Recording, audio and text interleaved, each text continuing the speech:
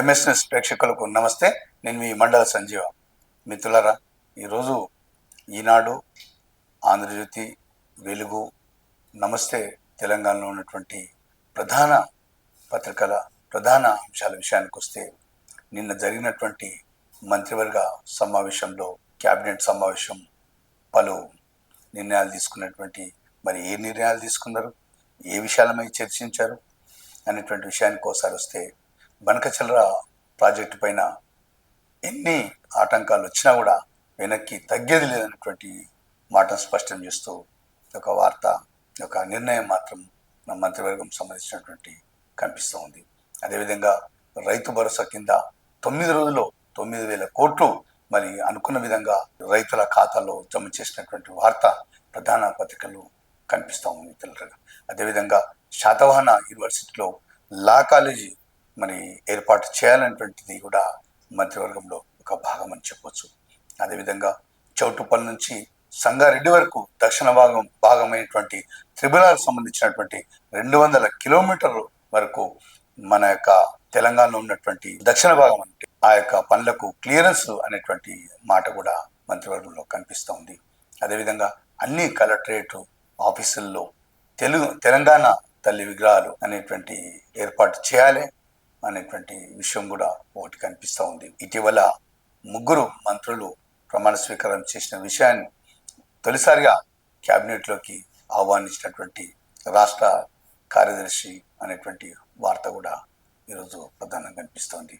అదేవిధంగా ప్రధానమైనటువంటి యొక్క చర్చ విషయానికి వస్తే, మరి లోకల్ బాడీ ఎలక్షన్లో, స్థానిక ఎలక్షన్ల వైపు ఆ విషయం హైకోర్టులో నిర్ణయం మేరకే ఎన్నికలు నిర్వహిస్తామని చెప్పేసి మాటను స్పష్టం చేస్తూ, ఎటువంటి నిర్ణయం కూడా మరి క్యాబినెట్ ఆ దిశగా ఆలోచన చేయలేదు అనే మాట అన్ని పత్రికల్లో దాదాపు కనిపిస్తూ ఉంది. స్థానిక విషయంలో 2024 జనవరి 31వ తేదీ వరకు గత సర్పంచ్ల పదవీ కాలం ముగిసింది.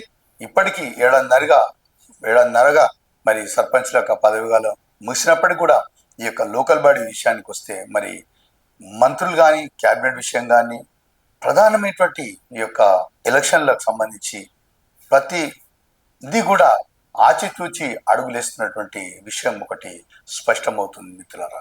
ఎందుకంటే ఇటీవల రాష్ట్ర ప్రభుత్వం 42% బీసీల రిజర్వేషన్ కల్పించాలి అనేటువంటి విషయం మరి శాసనసభలో తీర్మానం చేస్తూ ఈ కేంద్రానికి పంపినటువంటి విషయం మీ అందరికి తెలిసిన విషయమే. అదేవిధంగా బీసీ యొక్క మేధావి వర్గం నుంచి బీసీలకు సంబంధించినటువంటి రాష్ట్రం మొత్తం మీద మరి 56% ఉన్నప్పటికీ కేవలం 42% మాత్రమే అమలు చేశారు. మాకు పదవులు దక్కటం లేదు, మాకు అన్యాయం అవుతుంది అనేటువంటి ఒక మాట ఒక వైపు నుంచి వినపడుతున్నటువంటి ఈ తరుణంలో ప్రభుత్వం కూడా ఆచితూచి అడుగులేస్తున్నటువంటి విషయం ఒకటి సూక్ష్మంగా గమనిస్తున్నటువంటి విషయం అర్థమవుతుంది మిత్రులారా. ఎందుకంటే ఈ యొక్క స్థానిక ఎలక్షన్ల విషయంలో 42% మేరకు ఎలక్షన్ నిర్వహించకపోతే జరిగేటువంటి పరిణామాల పైన మరి రాష్ట్ర ప్రభుత్వం ఒక సరికొత్త అన్ని కోణాల నుంచి ఆలోచన చేసి నిర్ణయం తీసుకున్నట్టు 2 నెలల సమయం కావాలి అనేటువంటి విషయాన్ని స్పష్టం చేస్తూ, ఎందుకన్నారంటే ఆ విషయంకి వస్తే, రేపు పొద్దున ఈ యొక్క 42% అమలు పెట్టకుండా ఎన్నికలు కనుక ముందుకు పోతే అప్పుడు ప్రభుత్వం పైన వచ్చేటువంటి విమర్శలు, వచ్చేటువంటి ప్రతి విమర్శలు ఎదుర్కోవాలంటే ఏ పార్టీ సామర్థ్యం, కాంగ్రెస్ పార్టీ ఆ ప్రభావం ఎట్లా ఉంటుంది, రాబోయే ఎన్నికలు మరి 3.5 సంవత్సరాలలో మరి అసెంబ్లీ ఎన్నికలు వస్తాయి. ఇప్పుడు స్థానిక ఎలక్షన్లలో పోటీ చేసిన అభ్యర్థులు 5 సంవత్సరాల వరకు ఉంటారు. ఆ దిశగా ఆలోచన చేస్తూ మరి రేవంత్ రెడ్డి గారు మరి నిన్న మంత్రివర్గ సమయంలో ఆయనకున్నటువంటి అనుభవం, మరి ఆయన కూడా మరి గతంలో డక్కమ్మకి తిని మరి రాజకీయంలోకి వచ్చిన విషయం మీకు అందరికీ తెలుసు. పార్టీల వైపు కానీ మరి రాజకీయం వైపు కానీ తనదైన బాణి శైలి విధంగా ఆలోచన చేస్తూ ఈ యొక్క స్థానిక ఎలక్షన్ల మీద మరి 1కి 10 సార్లు ఆలోచన చేసినట్టు ఒక నిర్ణయం మాత్రం కనిపిస్తూ ఉందనేటువంటిది స్పష్టమవుతుంది మిత్రులారా. ఎందుకంటే 42% కనుక మనం అమలు చేయకపోతే రేపు పొద్దున్న ప్రతిపక్షం వాళ్ళు ఏమంటారు, ఇదే కేసీఆర్ వర్గం పార్టీ ఏమంటారంటే, కాంగ్రెస్ పార్టీ నేను మొదటి నుంచి చెప్తున్నాయా, వాళ్ళు మాట మీద ఉండరయ్యా, వాళ్ళ కాగితాలు కానీ అసెంబ్లీ తీర్మానాలు కానీ నాలిక తీసుకోవడానికి కూడా పనికిరాదయా వాళ్ళది, చూసినారా 42% వారంతర వాళ్ళే అమలు చేసిర్రు. అప్పటికి 10% ధోకా జరిగిందని చెప్పేసి రాష్ట్ర ప్రభుత్వం ఎంతమంది బీసీలు గగ్గోలు పెట్టినా మొరబెట్టుకున్నా కూడా 42% వరకు కుదిర్చురు. అయినప్పటికీ కూడా అమలు చేయలేదు స్థానిక ఎలక్షన్లలో. ఇది ఎంత అన్యాయం నేను చెప్తలేను అని మీకు. ఈ యొక్క కాంగ్రెస్ పార్టీ వాళ్ళు చేయరే అమలు. వాళ్ళ కాగితాలు కాదయా, బిల్లులు అమలు చేసుకోము, కాగితాల మట్టుకే వాళ్ళ వాళ్ళ సంగతి తెలుసు కదా మీకు అనేటువంటి తన యొక్క యాస ప్రాస ఉపయోగించి రేపు పొద్దుగల ఎలక్షన్లకు పోతే అప్పుడు ప్రజలలో ఉన్నటువంటి ఈ యొక్క కేవలం ఈ యొక్క అసెంబ్లీలో 42% పైన అమలు చేయనటువంటి విషయం ఆ దిశగానే మరి రేపు పొద్దున టిఆర్ఎస్ ప్రభుత్వం కేసీఆర్ కానీ ఆ యొక్క అనునాయులు కానీ పార్టీలో తీవ్రమైనటువంటి గందరగోళం కానీ విమర్శలు కానీ తట్టుకోలేనిటువంటి పరిస్థితి పైన కూడా ఆలోచన చేసినటువంటి మనకు అర్థమవుతుంది మిత్రులారా. ఎందుకంటే కేసీఆర్ కూడా గతంలో తెలంగాణ ఉద్యమంలో అనేకమైనటువంటి ఆటుపోట్లు ఎదుర్కొన్న వ్యక్తి.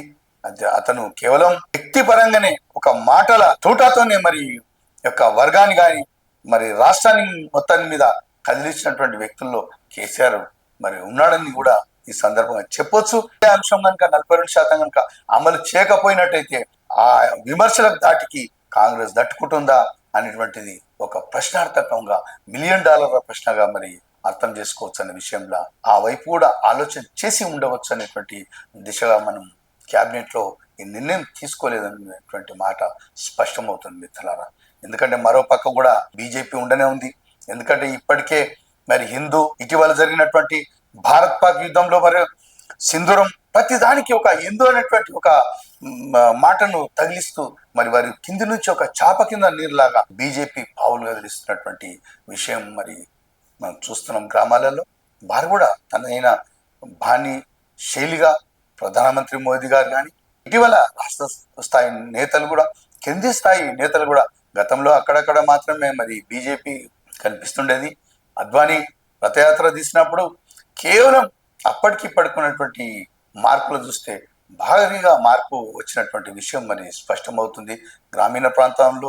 అదే అంత ఎందుకండి నిజామాబాద్ వరకు ఆదిలాబాద్ వరకు కూడా అసెంబ్లీ ఎన్నికలలో మరి బీజేపీది హవా నడిచిందంటే ఒక గ్రామీణ ప్రాంతం వైపు మరి బీజేపీ కూడా ఈ యొక్క ఎన్నికలలో కాంగ్రెస్ పార్టీని బీఆర్ఎస్ పార్టీని ఓడించింది అనేటువంటి విషయం మరి ఆ యొక్క ఫలితాలను బట్టి చూస్తే గ్రామీణ వాతావరణంలో కూడా మరి బీజేపీ ఏ విధంగా ముందుకు అడుగులేస్తున్నటువంటి విషయం కూడా రేవంత్ రెడ్డి సర్కారు గమనించి ఉండవచ్చు అనేటువంటి విషయం స్పష్టమవుతుంది మిత్రులారా. ఎందుకంటే రేవంత్ రెడ్డి కూడా మనం తక్కువ అంచనా వేయడానికి వీలు లేదు. కేవలం తనని నమ్ముకొని మరి గతంలో 10 ఏళ్ళటువంటి ఈ యొక్క బీఆర్ఎస్ ప్రభుత్వంలో ఒంటి చేత్తోని బాణి ఆయన యొక్క వ్యవహార శైలి ఆయన యొక్క మాటల యొక్క గత ప్రభుత్వం జరిగినటువంటి అన్యాయం మోసాలను మరి బయటికి వెలికి తీస్తూ కేవలం తానే ఒక్కడై మరి నిలిచినటువంటి వ్యక్తి. ఇది కేవలం ఒక రేవంత్ రెడ్డి గారి అనుకోణంలో ఆలోచన చేసి ఈ యొక్క స్థానిక ఎన్నికల వైపు కొద్దిగా నిర్ణయం తీసుకొని ఒక 2 నెలల సమయం మటుకు ఆలోచన చేసినట్టు ఇది స్పష్టమవుతుంది మిత్రులారా ఈ యొక్క లోకల్ బాడీ విషయంలో. మిత్రులారా, ఈరోజు ఈనాడులో ఉన్నటువంటి ప్రధాన అంశాలు ఒకసారి చూద్దాం. ఖతార్ ఇరాక్లను తాకిన యుద్ధ జ్వాలలు, ఆ దేశాల్లోని అమెరికా స్థావరాలపై ఇరాన్ క్షిపణుల వర్షం అనేటువంటి న్యూస్ ఒకటి చూస్తున్నాం మిత్రులారా. ఫ్లాష్ కాల్పుల విరమణ ఒప్పందం కుదిరింది ట్రంప్ అనేటువంటి మాట కూడా ఈనాడులో చూస్తున్నాం మిత్రులారా.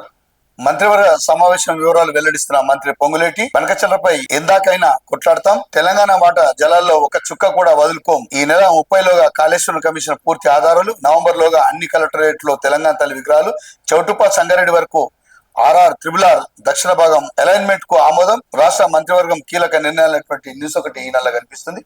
హైకోర్టు తీర్పు ప్రకారమే స్థానిక ఎన్నికలకు ముందుకు కేబినెట్ సమావేశంలో తీసుకున్న నిర్ణయాల అమలుపై 3 నెలలకు ఒకసారి ప్రత్యేక రివ్యూ, సీఎం రేవంత్ రెడ్డి అధ్యక్షతన 6 గంటల పాటు సాగిన కేబినెట్ భేటీ, వివరాలను వెల్లడించిన మంత్రులు పొంగులేటి శ్రీనివాసరెడ్డి, పొన్నం ప్రభాకర్, వాకటి శ్రీహరి అనేటువంటి న్యూస్ కూడా వెలుగులో కనిపిస్తుంది మిత్రులారా. యుద్ధంలో గాయం కన్నా ఎక్కువ బాధ ఇప్పుడే అనుభవిస్తున్న భూమి కోసం 30 ఏళ్లుగా మాజీ సైనికుడి పాటలు. పాతబస్తీకి చెందిన యూసఫ్ మాజీ సైనికుడు 1971లో భారత చైనా యుద్ధంలో పాల్గొని తీవ్రంగా గాయపడ్డారు. ఆ తర్వాత ఆయనకు 1988లో అప్పటి ప్రభుత్వం రంగారెడ్డి జిల్లా బాటసింగారం రెవెన్యూ సర్వే నంబర్లోని 303 393లో 5 ఎకరాల స్థలం కేటాయించింది. ఇప్పటి వరకు కూడా పాపం తిరుగుతుండు.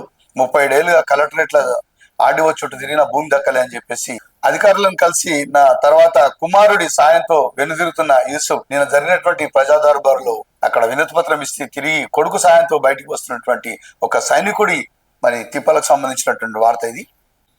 ఈరోజు వెలుగులో ఉన్నటువంటి ప్రధాన అంశాలు సార్ చూద్దాం. చుక్క నీరు కూడా వదులుకోం నిన్న క్యాబినెట్ మీటింగ్ సందర్భంగా మాట్లాడుతున్నటువంటి విషయం ఇది. రైతులకు 9 రోజుల్లో 9,000 కోట్లు అనేటువంటిది డిప్యూటీ సీఎం బట్టి సంబంధించినటువంటి వార్త ఒకటి చూస్తున్నాం. అన్ని కోర్సులకు పాత ఫీజులే, ఇంజనీరింగ్ సహా 12 కోర్సుల ఫీజులు యథాతథ నిర్ణయం తీసుకున్న ప్రభుత్వం ఇంతకు ముందు గత సంవత్సరం ఉన్నటువంటి ఫీజులే తీసుకోవాలి కానీ ఏ ఒక్క రూపాయి కూడా ఎక్కువ తీసుకోవద్దనేటువంటి విషయం డిప్యూటీ సీఎం గారు మాట్లాడుతున్నటువంటి విషయం ఒకటి చూస్తున్నాం. వివిధ కోర్సుల్లో ప్రభుత్వం ప్రస్తుతం ఉన్న మినిమం ఫీజులు బీటెక్ 160 కాలేజీలు 45,000, MTech 105 57,000, B pharmacy 120 45,000, M pharmacy 107 1.10 లక్షలు, ఎంబీఏ 257 కాలేజీలు ఇవి 27,000, ఎంసీఏ 60 కాలేజీలు 27,000, pharma D 79 68,000, pharma D PB 36 68,000, LLB 22 కాలేజీలు 20,000, ఎల్ఎల్ఎం 17 26,000, బీఈడి 201 22,000, ఎంఈడి 9 కాలేజీలు 22,000, ఎంఎఫ్ఈడి 2 కాలేజీలు 20,000. ఇవే మరి ఫీజుల సంఖ్య. మిత్రులారా, ఏ ఒక్క రూపాయి కనుక ఎక్కువ తీసుకున్నా మరి ప్రభుత్వానికి ఫిర్యాదు చేయొచ్చు అనేటువంటి అంశం మరి ఒక వెలుగు పత్రికలో ప్రధానంగా కనిపిస్తుంది. శ్రీధర్ లాకర్ లో 25 కోట్ల జ్యువెలరీ క్యాష్, ఆదాయాన్ని మించిన ఆస్తులు కేసులో ఇరిగేషన్ ఈ నూనె శ్రీధర్ అక్రమాస్తుల చిట్టా బయటపడుతుంది. సోమవారం బ్యాంకు లాకర్లు తెరిపించారు. అందులో 25 కోట్ల విలువైన బంగారు ఆభరణాలు, నగదు, పలు కీలక ఆస్తులు పత్రాలు గుర్తించినట్లు తెలిసింది. ఇటీవలనే అరెస్ట్ అయినటువంటి 150 కోట్ల అక్రమాస్తులు సంబంధించినటువంటి నూనె శ్రీధర్ గతంలో మరి కాళేశ్వరం ప్రాజెక్టులో ఇంజనీర్ గా పనిచేశారు. ఆ తరుణంలో ఏసీబీకి చిక్కినటువంటి శ్రీధర్ ఏసీబీ తన కస్టడీకి తీసుకొని విచారిస్తే 25 కోట్ల రూపాయల బంగారు సంబంధించిన నగదు సంబంధించిన విషయం అధికారులకు ఒక విస్మయం కలిగించేటువంటి వార్త. అదేవిధంగా మిత్రులారా, కేవలం దొరికిన వారి సంగతి ఈ విధంగా ఉంటే దొరకని వారి ఇరిగేషన్ సంబంధించినటువంటి అధికారుల పలు శాఖల అధికారులకు సంబంధించినటువంటి ఈ యొక్క వార్త పలువురిని మరి ఆశ్చర్యానికి గురి చేస్తుంది. ఇంత పెద్ద అవినీత కాళేశ్వరం పైన అనేటువంటి యొక్క రైతులలో కానీ ప్రజల నుంచి వస్తున్నటువంటి విమర్శ ఆశ్చర్యం సంబంధించినటువంటి వార్త ఇది. పేర్లు మార్చి మార్చండు, ఫోన్ ట్యాపింగ్ అనుమతుల కోసం ప్రభాకరరావు ఎత్తులు, గుర్తించిన సిట్ నోట్ ఫైల్ ముందు పేజీలో మావోయిస్టుల పేర్లు, తర్వాత పేజీలో పొలిటికల్ లీడర్ల పేర్లు, ప్రముఖుల ఫోన్ నంబర్లను, మావోయిస్టు సానుభూతి పరుల లిస్టులో ఫోన్ ట్యాపింగ్ కు పర్మిషన్లు, ప్రొసీజర్ భాగంలో అనుమతులు ఇచ్చిన రివ్యూ కమిటీ డిఓటి ఎస్ఐబి బురిడిని కొట్టించిందన్న మాజీ సిఎస్ శాంతికుమారి, వందల సంఖ్యలో సాక్షుల వాంగ్మూలాలు, పక్కా ఆధారాలతో ముందుకు వెళ్తున్న సిట్, సుప్రీం బాస్ ఎవరు, నాడు రాధాకిషన్ రావు నోట సుప్రీం మాట, నేడు ప్రభాకర్ రావు నోట బాస్ ముచ్చట, ఆధారాలతో ప్రశ్నిస్తున్న సిట్ అనేటువంటి పూటకు మాట చెప్తున్న ప్రభాకర్ అనేటువంటి న్యూస్ ఒకటి వెలుగులో కనిపిస్తుంది. మిత్రులారా, ఒక వార్తను చూడొచ్చు. ఫోన్ ట్యాపింగ్ వ్యవహారంలో ప్రధానమైనటువంటి నిందితుడు మరి ప్రభాకర్ రావు. మరి యొక్క వ్యవహారం ఎటువైపు నుంచి మొదలై చివరికి ఎవరెవరి వైపు తేలుతుందో ఒక అధికారుల రోజుకోక ప్రశ్న తలెత్తుంది. ఆశ్చర్యం కలిపే మాట. అది ఏ విధంగా ముగుస్తుంది అనేటువంటి విషయం పలువురిని ఆశ్చర్యానికి గురి చేస్తుంది. కలిసికట్టుగా ఉంటేనే గెలుస్తాం, గాంధీ భవన్ లో మాట్లాడుతున్న ఏఐసిసి ఇన్ఛార్జ్ మీనాక్షి నటరాజన్ నిన్న మాట్లాడుతున్నటువంటి విషయం, స్థానిక సంస్థల ఎన్నికల్లో విజయం సాధించాలి, ప్రభుత్వ పథకాలను ప్రజలకు తీసుకెళ్లాలి, త్వరలో జిల్లాలో పర్యటించి సమస్యలు తెలుసుకుంటా. మరి కాంగ్రెస్ నేతలు కార్యకర్తలు పార్టీ స్టేట్ ఇన్ఛార్జీలకు దిశ నిర్దేశం, నేడు పొలిటికల్ అడ్వైజరీ కమిటీ సమావేశం అనేటువంటి న్యూస్ ఒకటి కనిపిస్తుంది. కాంగ్రెస్ నాయకులు పదవులు తీసుకోవడం కాదు, మరి ప్రజలకు వెళ్ళి పథకాలు చెప్పాలి.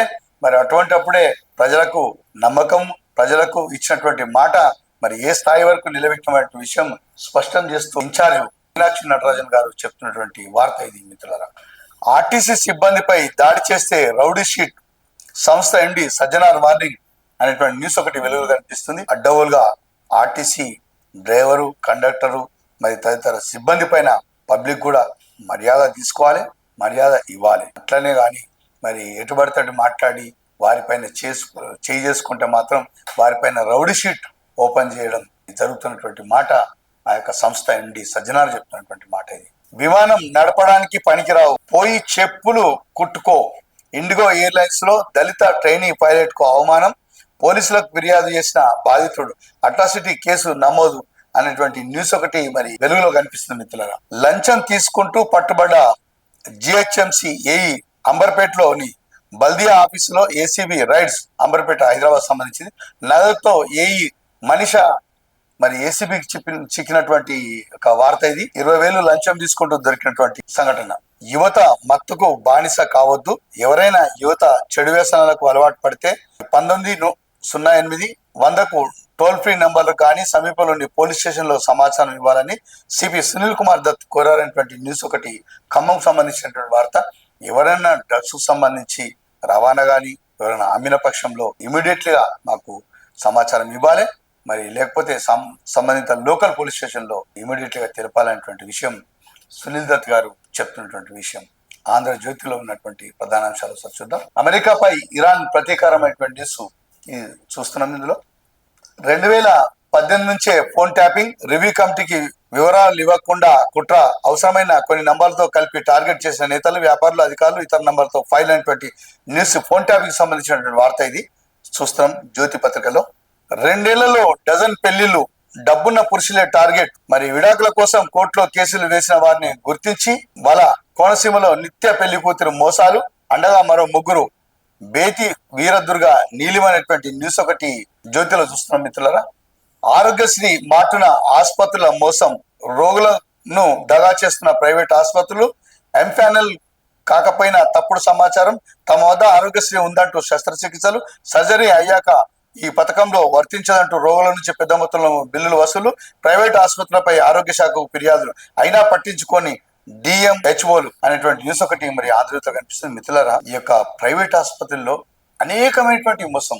ఇటీవల ఒక వార్త వెలుగులోకి వచ్చిన ఆశ్చర్యం కనిపిస్తుంది మిత్రులారా. తేలు గరిచిందని చెప్పి హాస్పిటల్ పోతే 98,000 రూపాయల బిల్ వేసారు ఈ యొక్క హాస్పిటల్స్ యాజమాన్యం. ఒక తేలు గరిస్తే మరి దీన్ని బట్టి మరి అర్థం చేసుకోవచ్చు. ప్రైవేట్ ఆసుపత్రుల వారు ఎటుగుడుక యొక్క ప్రభుత్వ డబ్బే అని చెప్పేసి ఈ విధంగా మరి రోగికి ఏమనిపిస్తుంది, న్యాయమైతే చాలరా నాయన అని రోగికి అనిపిస్తుంది. కానీ ఆ యొక్క భారం ఎవరి మీద పడుతుంది, మరి తిరిగి ప్రజలపైనే పడుతున్నటువంటి విషయం ప్రతి ఒక్కరు తెలుసుకోవాలి. మరి వాళ్ళు అడ్డగోలుగా ఫీజు ప్రభుత్వానికి సమర్పించిన బిల్లులు 1కి 2 సార్లు చూడాలి. కొన్ని అయితే ఆసుపత్రులు అయితే కేవలం ఈ ఆరోగ్యశ్రీ పైనే ఆధారపడి నడుస్తున్నటువంటి విషయం ఈరోజు వందల వేల సంఖ్యలో పుట్టగొడుగులాగా వెలుస్తున్నాయి.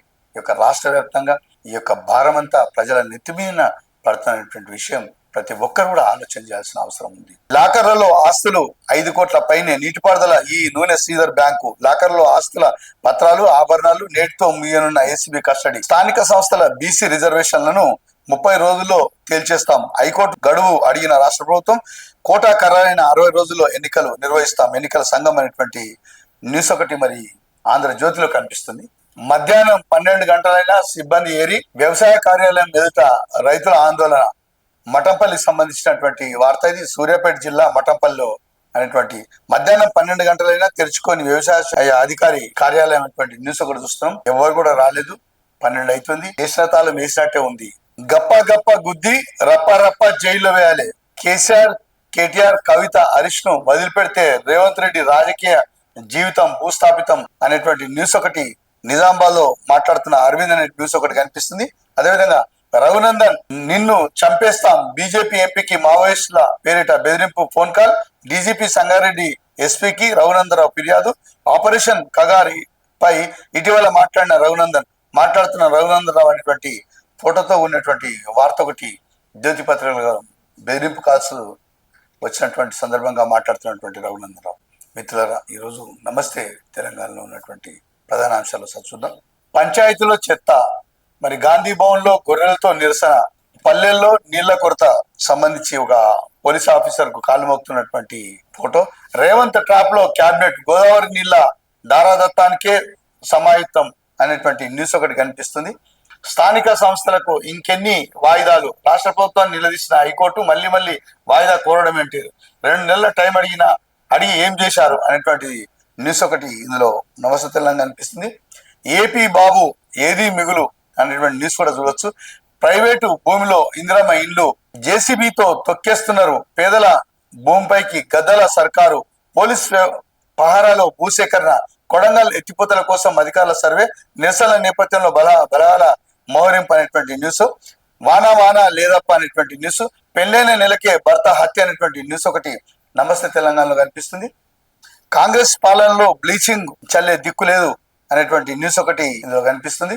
అదేవిధంగా సోమాజిగూడ ప్రెస్ క్లబ్ మీడియాలో సమావేశంలో మాట్లాడుతున్న మాజీ మంత్రి శ్రీనివాస్ గౌడ్, సర్పంచ్ ఎంపీటీసీల సంఘం నేతలు, సామాజిక కార్యకర్తలు తొండి చేస్తే తడాకా చూపిస్తాం, బీసీలపై కాంగ్రెస్ కు చిత్తశుద్ధి లేదు, రిజర్వేషన్లు పెంచిన తర్వాతనే స్థానిక ఎన్నికలు నిర్వహించాలి, మాజీ మంత్రి శ్రీనివాస్ గౌడ్ వెల్లడైనటువంటి న్యూస్ ఒకటి చూస్తున్నాం మిత్రులారా. మనం ప్రజల నమ్మకాన్ని నిలబెట్టాల్సిన బాధ్యత మనదే. జిల్లా అదనపు కలెక్టర్ విజయేందర్ రెడ్డి కలెక్టరేట్ ప్రజావానికి 117 అర్జీలు, వినతులు స్వీకరిస్తున్న విజయేందర్ రెడ్డి డిఆర్ఓ సంబంధించినటువంటి మేడ్చల్ అడిషనల్ కలెక్టర్ జేసీ గారు మాట్లాడుతున్నటువంటి విషయం. నిన్న ప్రజా దర్బార్ కు 117 అర్జీలు వచ్చినాయి. ఏ శాఖకు సంబంధించినవి ఏవి తొందరగానే మరి పరిష్కరించే దిశగా ఉండాలనేటువంటి మాట మరి విజయేందర్ రెడ్డి చెప్తున్నటువంటి విషయం. ఈరోజు ఈనాడు, ఆంధ్రజ్యోతి, వెలుగు, నమస్తే తెలంగాణలో ఉన్నటువంటి ప్రధాన పత్రికల ప్రధాన అంశాలు చదివి వినిపించే ప్రయత్నం చేశాను మిత్రులారా. మరి ఇవి ఈరోజు వార్తలోని ముఖ్యాంశాలు. నమస్తే. ఒక విషయం మర్చిపోవద్దు మిత్రులారా, మా యొక్క వార్తల పట్ల మీకున్నటువంటి సలహాలు, అభిప్రాయాలు మాకు తప్పకుండా తెలియజేస్తారని చెప్పేసి ఆశిస్తూ, మరి కామెంట్ రూపంలో మీ అభిప్రాయాలు కూడా తెలియజేసి మనం ప్రోత్సహించాల్సిందిగా కోరుతా ఉన్నాను మిత్రులు.